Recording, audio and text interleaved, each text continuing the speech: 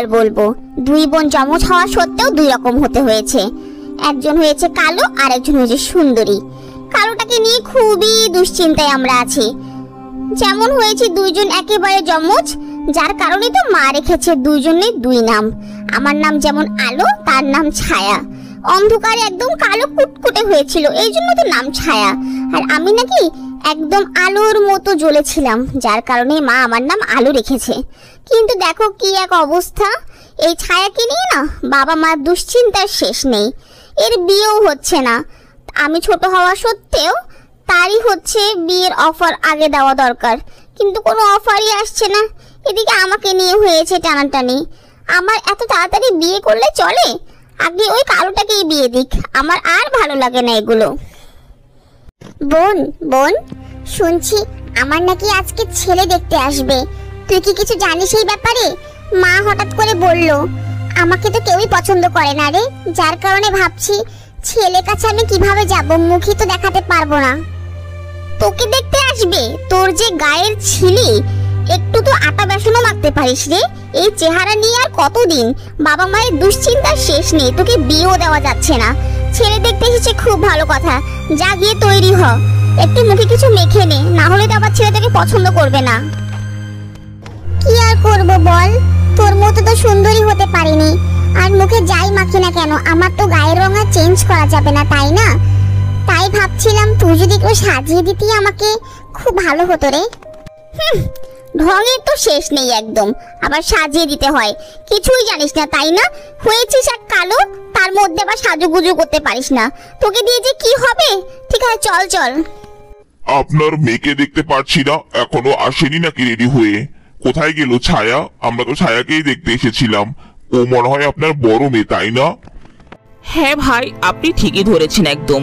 আমার বড় মেয়ের নাম ছায়া আর ছোট মেয়ে আলো।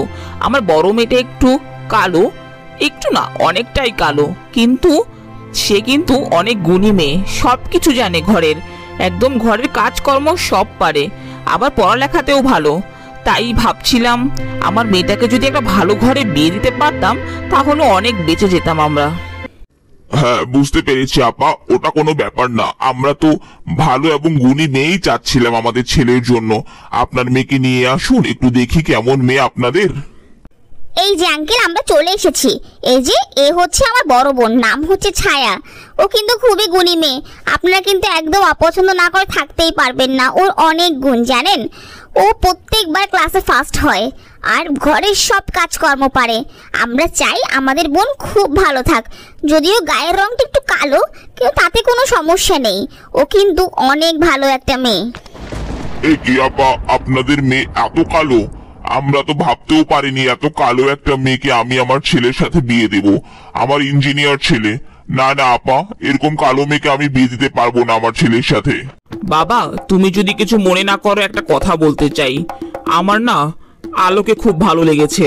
তুমি যদি চাও একটু বলে দেখতে পারো আলোর দিকে প্রস্তাবটা। আমি আর কিন্তু তাকে মেয়ে হিসেবে খুবই পছন্দ হয়েছে, খুবই সুন্দরী এবং খুবই রূপসী একটা মেয়ে। তোমার কেমন লাগছে বাবা দেখে? আমারও তো ভালোই লাগছে বেটা, কিন্তু ওরা কি এখনো ছোট মেয়েকে বিয়ে দিতে চায়? দাঁড়াও জিজ্ঞাসা করি আগে। আপা, আপনি যদি কিছু মনে না করেন, আমরা আপনার ছোট মেয়ে আলোকে চাই, আলোর সাথে বিয়ে দিতে চাই। আপনি কি এই প্রস্তাবে রাজি আছেন? হ্যাঁ হ্যাঁ আঙ্কেল, কেন রাজি থাকবে না? আমার ছোট বোনেরও বিয়ের বয়স হয়ে গিয়েছে, আমার জন্য বিয়েটা আটকে আছে। আপনারা যদি চান আমার ছোট বোনকে বিয়ে করে নিয়ে যান। ও না খুব একটা ভালো, খুব সুন্দরী মেয়ে, ওকে যে দেখে সেই পছন্দ করে। আসলে আমরা যমজ হয়েছি, কিন্তু আমি কালো হয়েছি আর সে অনেক সুন্দরী হয়েছে। এটা আসলে আমার ভাগ্য।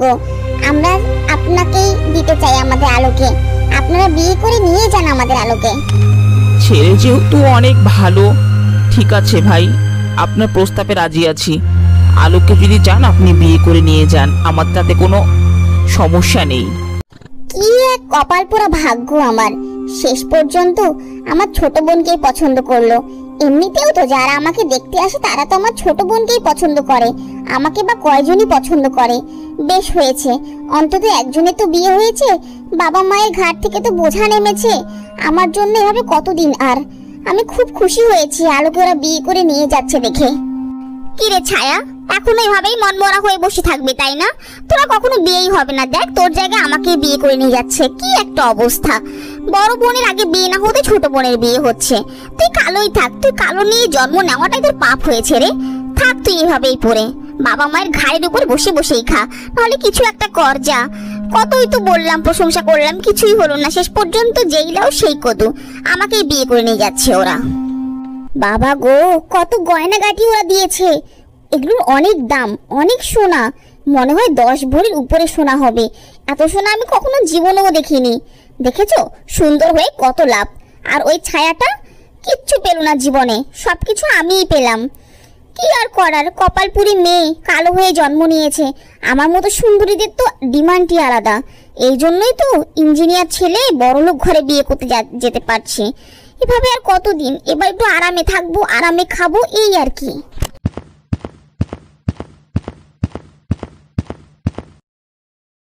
বাহ বোন, তোকে না খুব সুন্দর লাগছে জানিস, এত সুন্দর লাগছে চোখ ফিরানোই যাচ্ছে না।